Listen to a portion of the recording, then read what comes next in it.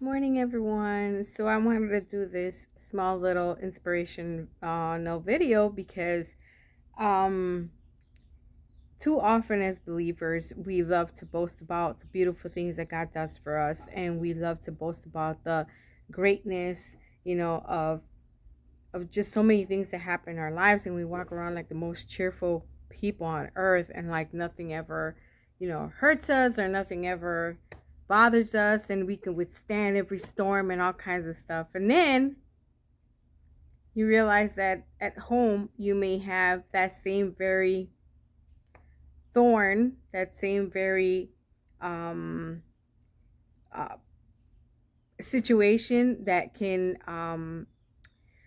lead to your frustrations and lead to your anger, will take your joy away, whatever it may be. Whether it may be that you work from home, whether it may be that you deal with your kids, whether it is your partner, whether it is your mother-in-law, your mother, whatever it may be. There's always a situation that frustrates us and brings us down quickly, and we are there fighting for this. Becomes our thorn, right? So I've noticed that in my walk, I have a great partner. He's very loving and everything, but he can have things that can continuously frustrate me and get me upset.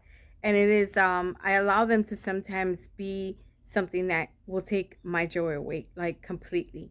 And I can get frustrated and fall back into some old habits with my mouth, with my facial expressions, with my attitude, and obviously that is not of God. So I sat here this morning trying to figure out and say there has to be an example in the Bible. Obviously there are many, but I'm like, there has to be one in particular that I can relate to. So lately I've been searching and getting more into the word, and getting, really into these Bible plans, and I'm like filling my mind up so much with God's word, and my power strength right now feels like it's all the way up here. And in a certain way that can be bad in a way, because you start thinking a very a very prideful thought. Your mind starts becoming very prideful, and you start becoming thinking you're higher, or that you're above somebody or something or someone's knowledge, or that you feel untouchable. And of course, we have to remember we're still human. And so I was reading and reading and trying to get a word, and I found an example in the Bible, and I want to share that with you now. And that is in 2 Corinthians chapter 12, verse 7 through 10. And I'm going to read it. It says, "To keep me from becoming conceited because of these surpassingly great revelations, there was given to me a thorn of my flesh, a messenger of Satan, to torment me. 3 times I pleaded with the Lord to take it away from me, but he said to me, 'My grace is sufficient for you, for my power is made perfect in weakness.'" And that is like, it completely got me. But then it goes on to saying, "Therefore I will boast all the more gladly about my weaknesses, so that Christ's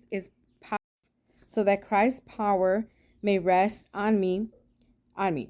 That is why, for Christ's sake, I delight in weaknesses, in insults, in hardships, in persecutions, in difficulties. For when I am weak, then I am strong." And this got me like really, really good. Like, I was like, wow. So it's okay to have that thorn in your life, okay? Um, Obviously not to give into it, but it's okay to have that. Something always has to keep you grounded and humbled. And in my case, it could be a variety of things wherever I go. But I've been dealing with something here in my own home that it's not a big deal, but to me it is, because I'm OCD and I micromanage things. So, and I'm praying to God about that, and how for him to, help me with that. But that is one of my weaknesses. And therefore, I'm saying, yeah, so reading God's word, I feel like I'm untouchable and I'm up there as long as I'm at home. So then that thorn becomes what is at home, okay? And I love my husband, I love my partner, but sometimes he can do the smallest little things to just annoy me, and I would take it like to 100, literally. So I start, you know, getting stressed out and angry and filled with anxiety about my own feeling instead of giving it to God, you know? But God's showing us in his word that we are to be rejoiceful and you know, in a moment of weakness, because if it wasn't for that thorn, then it wouldn't keep us humble, it wouldn't keep us grounded, right? So I'm thankful in my weaknesses, and I'm learning to be thankful in my weaknesses. And so just kind of a word of advice for anyone that's going through that, you know, whether at home, especially at home, I think that's where your battleground is, honestly. So keep strong, stay in your faith, continuously seek God's word. You know, let it fill you up with his power and all that, but don't let it make you proud. Um, because it's not for that. It's to empower others and empower yourself, but also walk with humbleness.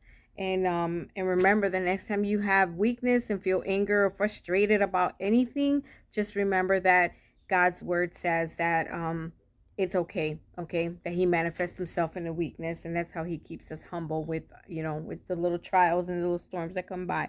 So remember Second Corinthians chapter 12, 7 through 10. Very, very important. God bless you guys. Have a good day.